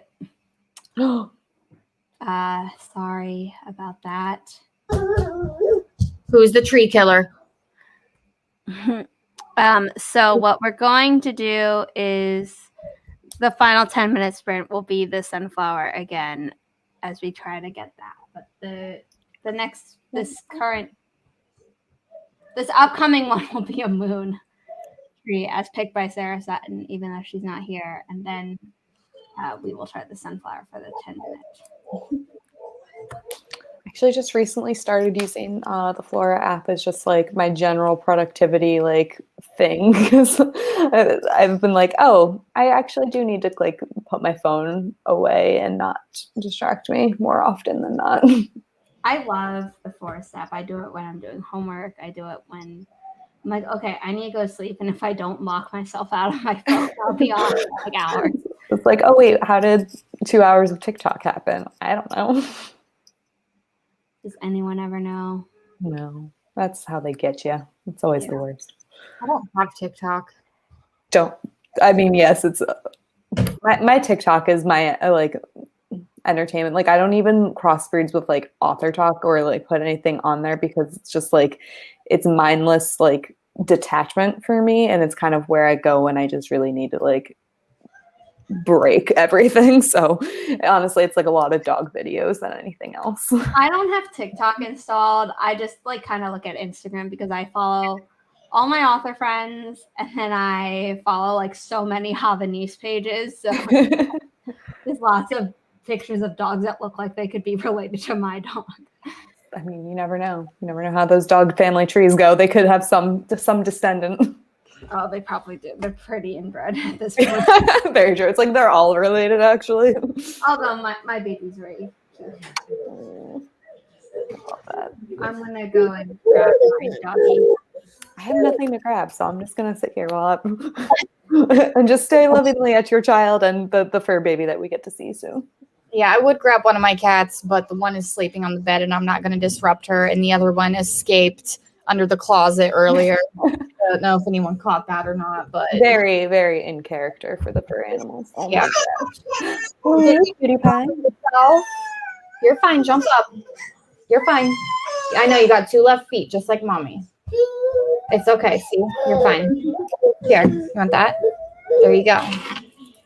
Say hi to your adoring fans. I know you hate the ring light. She does. She's like mother. Right. So cute. So cute. How is everyone's last 20-minute sprint? Because my focus is slowly coming back. That's I guess progress.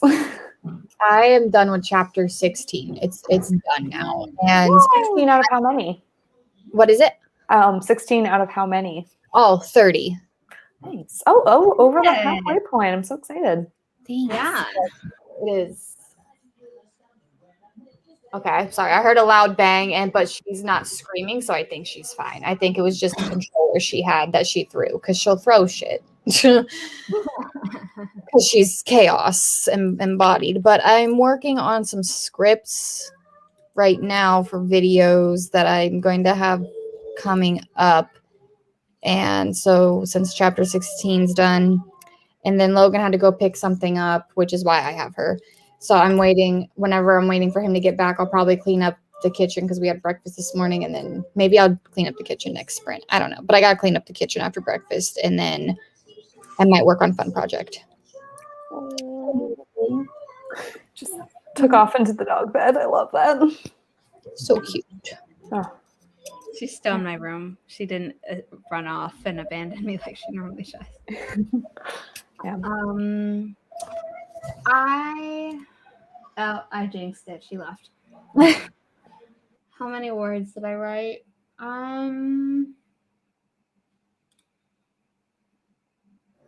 I forgot to mark where I was last time, but I think, yeah, okay, that's what I thought. I wrote 200 words.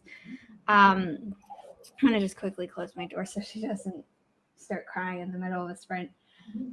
Regina, how many more words do you have to edit of your novel? Because it's like over 100,000, and like the last time she told me a specific number that I remember, she had 60,000 words left to edit, and I was like, that's my whole novel. Dang. I feel very much the same though. I'm also an underwriter. I'm lucky if I get like 60,000. I feel like I'm just I think Adventures to Thimbleton was like 55,000. And the last draft of Curse Breaker wasn't even technically finished. Like I didn't write the end. I was just like, I know how the last chapter ends. I'm just gonna call it like maybe 60. Maybe that's pushing it. No, honestly, I'm both an underwriter and an overwriter, and it really depends on the projects. I mean, obviously, I said most of my books are well over the 100,000 word mark, but and that's kind of, I feel like is going to be the case. I'm only at like the 30,000 words of this first draft of this new project that I'm on, but already I'm 30,000 words in, and I'm still somewhere in my first act. So I'm like, oh, this is going to be a long one. That's what. Oh, sorry. Go ahead. Oh no, but I wrote a paranormal romance for my like nano project in November, and that one I finished the entire story in just shy. It was like 75,000, I think, and that's like what I was like. Oh my god, I underwrote something because I know I have to I need to add more to this.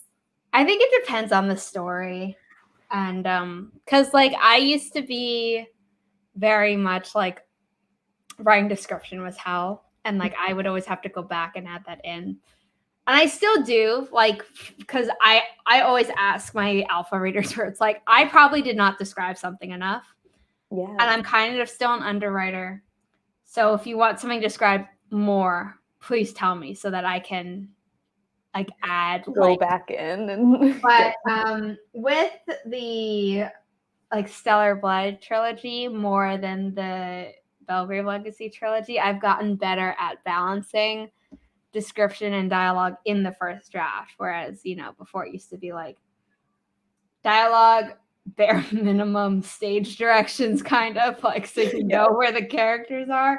And then like, oh, I have to describe stuff later. And honestly, that's how I get sometimes when writing scenes, depending on what like writing mood I'm in. Because sometimes I'm like, oh, I'm very like feeling very visual right now, where I want to describe like the last passage that I just wrote. I was writing the first description of a new character that was introduced, so I was like talking very specifically about like his like physical features and what he was wearing and like how he walked into the room. And then I'm like, I will probably cut half of this because it's me like kind of like word vomiting everything like I'm thinking about this guy, but I'm like only like 2 pieces of this are probably needed. But then sometimes if I'm writing like a scene, like either action or just a dialogue scene, more often with dialogue, I would just write like they said this, they said this, they said this, and just put the quotes and leave no blocking, no dialogue tags, nothing. And I'll be like, oh yeah, what are they doing while they're saying these things? Yeah, talking head syndrome. Yes, which is like I will do that just to get like the words out, because like I can kind of like it won't break the flow when I'm just like writing the dialogue, because like, I can visualize the scene, and then it's that step of going back and being like, okay, in my mind when they were doing that, like what were they doing with their hands? Where were they sitting? Like what was happening? Yeah, I think also part of the reason that like that I'm not an overwriter and probably never will be is that when I'm writing something, it's very strange because like I can't actually visualize stuff. Just like I'm not describing what I'm seeing.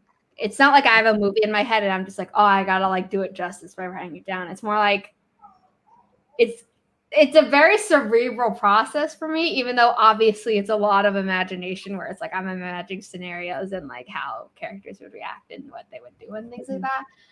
But yeah, so it's like if I don't think of it in the moment, it's like it's not going on the page.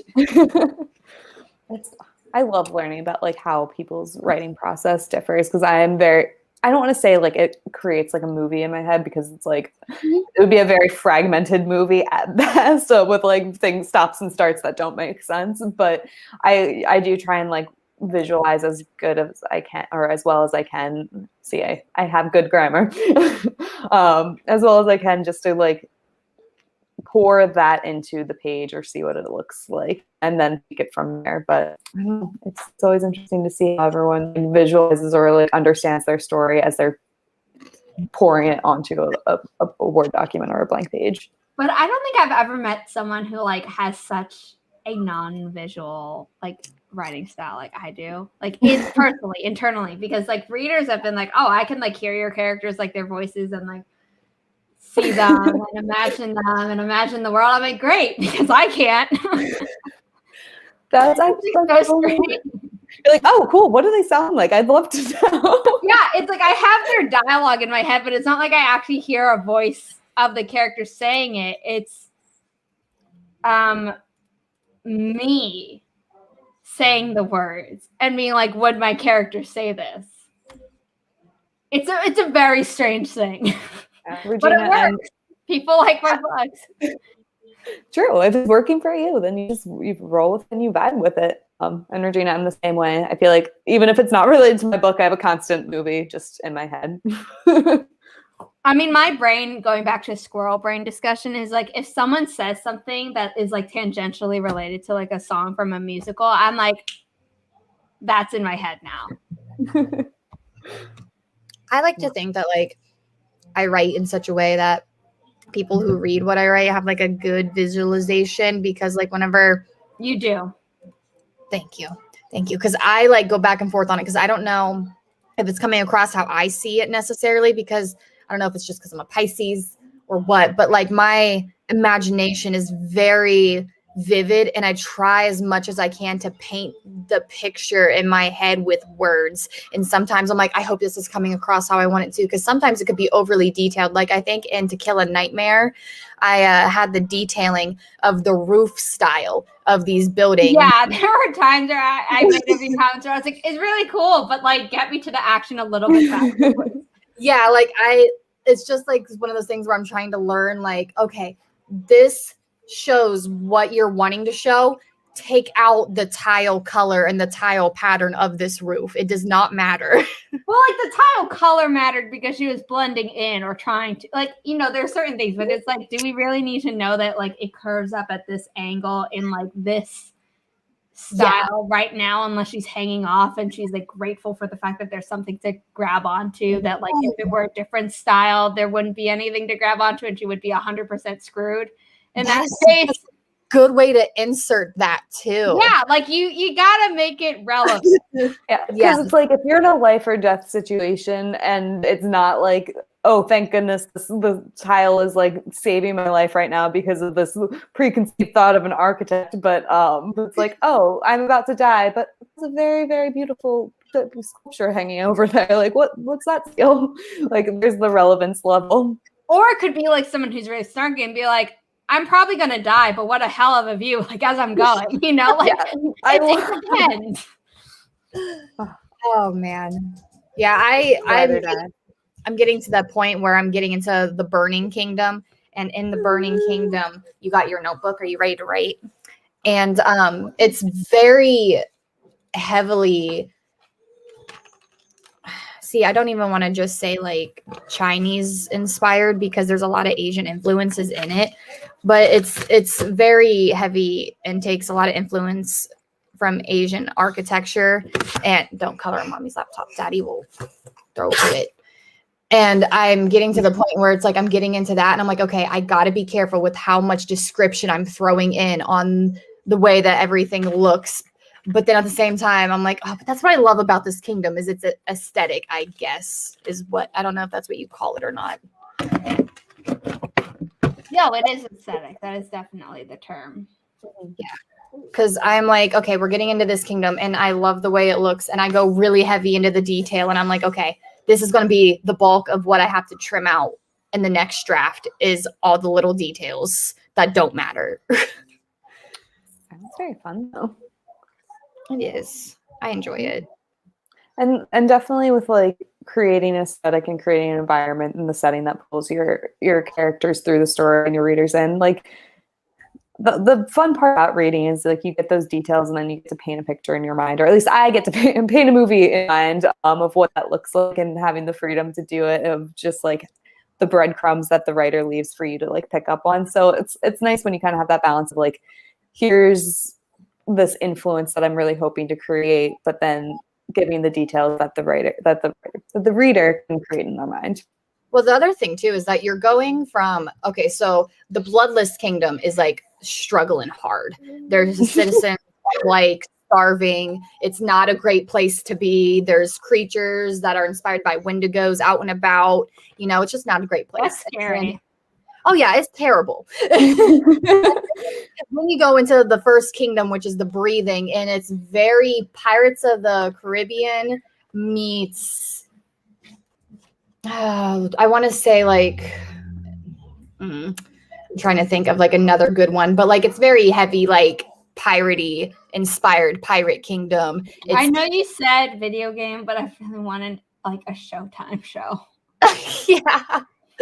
It's just like, and then you go from this really crappy kingdom to, wow, this is really beautiful and chaotic. And even though like there's a system here, like a government system that kind of was working before it was infiltrated or whenever other players were trying to come in, like it still holds the free will of what I think pirates represent in fantasy. And then you go from that into the Burning Kingdom, which is actually thriving. It's one of the kingdoms that's thriving and doing well for its people, despite this whole curse. And I think that's going to be such a shock for Alara coming from a kingdom that she can't even feed her own people. But then see, like, because of the shock, she would notice a lot of things, and that would be okay. Mm-hmm. And what sounds really cool, and something I'm using with my current project that I noticed with that is you're using a lot of comparisons between these worlds and showing what's different about each of these lands to really create like those like things that you can stick onto. It's like, oh, like you're shifting from one desolate kind of like horrible environment to something completely different, and then those changes are really what like the economy of them is what really makes things stand out. In my project, I have one of the kind of recurring themes in it is like nature versus urbanization. So the main setting that we're in for like the first act that I've been stuck in is a city environment very much like influenced by 1920s New York City. But I'm tweaking it where there's little like name changes and things that are done with naturalization. And then one of the islands that they're going to be going to for like the second half of the book is all like, I call it like the enchanted forest aesthetic, where it's all rich and natural. But I really wanted that kind of like clashing and comparison between the two to really just like show one versus the other. Well, I love in the Graceling series, like you have like 3 kingdoms in here, like the main female character, and then like the love interest, and then there's a third kingdom, and then this is like a neighboring kingdom like over a mountain range, and it's a prequel, but like, you know, and then this book you go into like one of the kingdoms that was mentioned in here, but like you stay in it a lot longer, and then this one is like another neighboring kingdom, so like you get 6 kingdoms across 4 books, and they're all very different from each other. I love the Grayson series, and Sean needs to touch on this. I wasn't sure because my world is a fantasy world, but it has influences obviously from our world. And something that I was really influenced by was Asian styled architecture, but I didn't know what to call it. So I'm like, I think that would be an aesthetic, I guess, for the kingdom, but it still has like, it's not like an Asian kingdom. Like the people in it are just like, okay, this is like the Asian country, Asian kingdom. It's still a variety of people. It's just the architecture and some of the other like magical creature influences are, I tried to make as accurate to the inspiration as possible. There's a lot of like mythology behind like at least Chinese architecture, where it's like it was built so that dragons could comfortably lay on like yes, so that they're all pointing towards heaven. And then there's like a more modern building where there's literally like a giant hole in it so a dragon can go through. And that's another thing too that's prevalent in this kingdom is there are 3 dragons, and I make them like the actual, they're not European style dragons because that would not be true to, you know what I mean? Like even just how you were talking about like with the architecture. So it's something that like I've tried to look into a lot, but, and like, so that way it's not coming across like bad, but like also it is a fantasy world. So it's not, I don't know how. I know what I Look, want as to. long as you're not like Jay Kristoff, who's like fetishizing Asian culture while also not coming out against anti-Asian hate and also not an anti-Semitic asshole. Well, you've read I'm my fine with it. like I know what I want to say. Like you've read it. Like it's still a fantasy setting. The only thing I could think of is like how Avatar is obviously a fictional universe, but they take heavy Yeah. inspiration Mhm. from. That's how I feel like this. No, kingdom- I know. I'm not saying that you're actually that problematic. I'm No, just no. putting it out there. Yeah, I know what you mean. I was just trying to like think of how to say it, and I'm so bad at wording things sometimes. And I'm like, I hope this is coming across okay. You But like, need to have more confidence in yourself because I've read your stuff and it's good. Also, we need to do our final 20-minute sprint so we can do our 10-minute sprint before the top of the hour because we are now past the 30-minute mark that I thought we'd finish at. And I have something to do at 12:30 my time. So 20-minute sprint, and then probably we'll just jump into the 10-minute sprint after people get into the forest room, and then we can have as much of a wrap up as we have time for. But yeah. So with that said, in 3, 2, 1, happy productivity, everyone.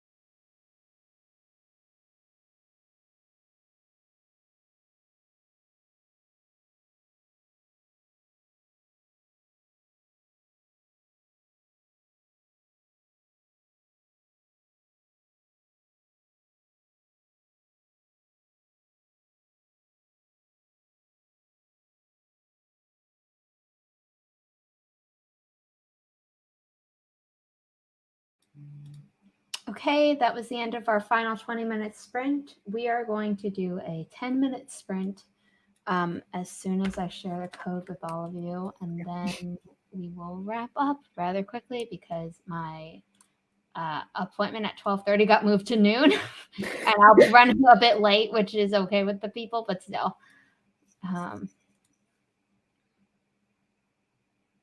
No worries.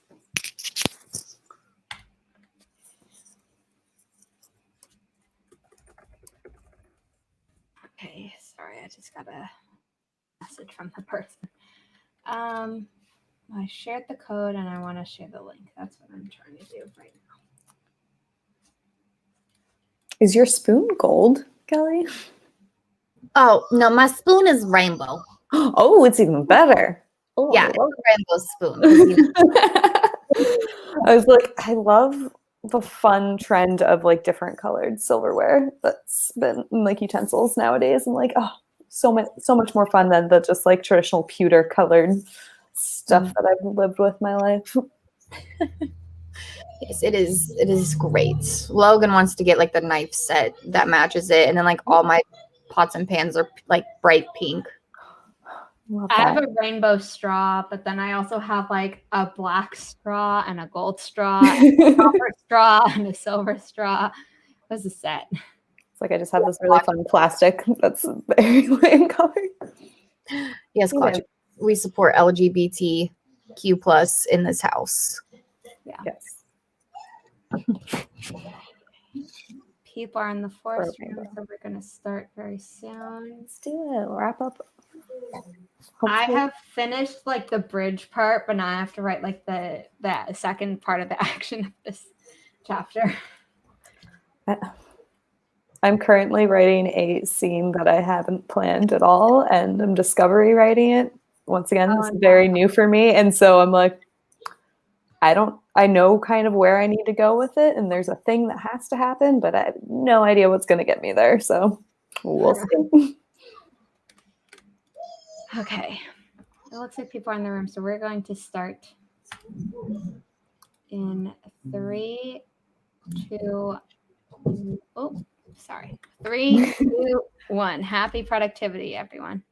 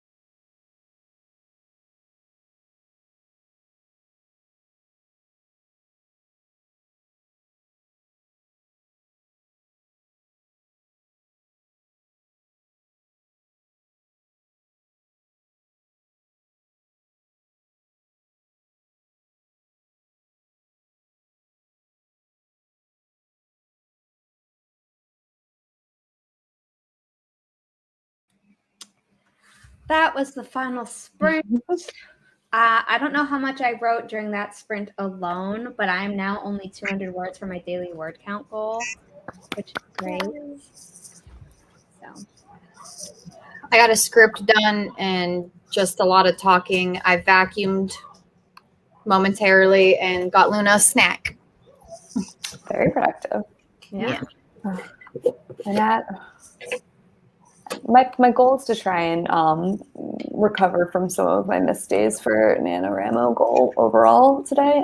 So I'm a little bit behind on my current word count goal, but my current word count goal is like trying to get over 5,000, which is not my usual daily word count, but I am 1,500 words closer. Yay! So I'll take it. Now on page 100. Woo! Lots of edits done. Did more than I did for the entire stream, so great.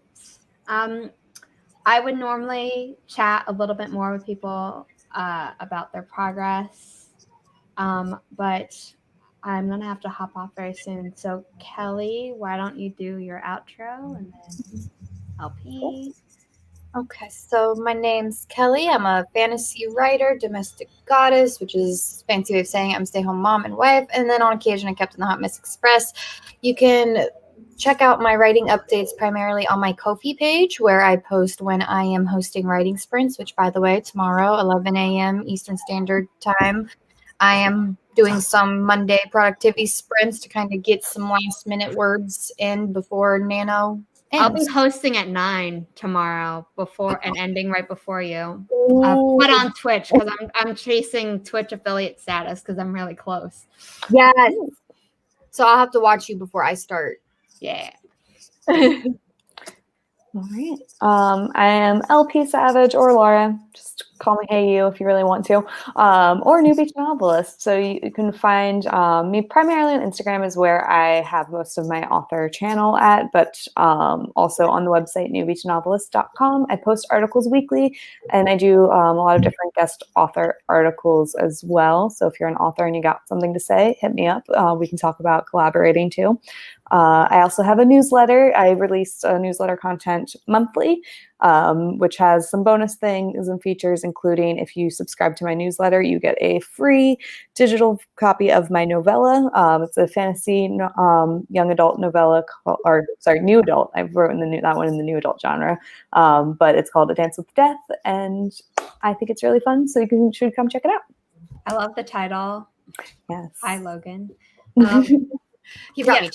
So my name is Zara Hoffman. I'm the self-published author of 5, soon to be many more books. And I host writing sprints on YouTube every Sunday at 9 a.m. Eastern time. Tomorrow I'll be hosting at 9 a.m. on my Twitch channel, which is twitch.tv/Zara Hoffman.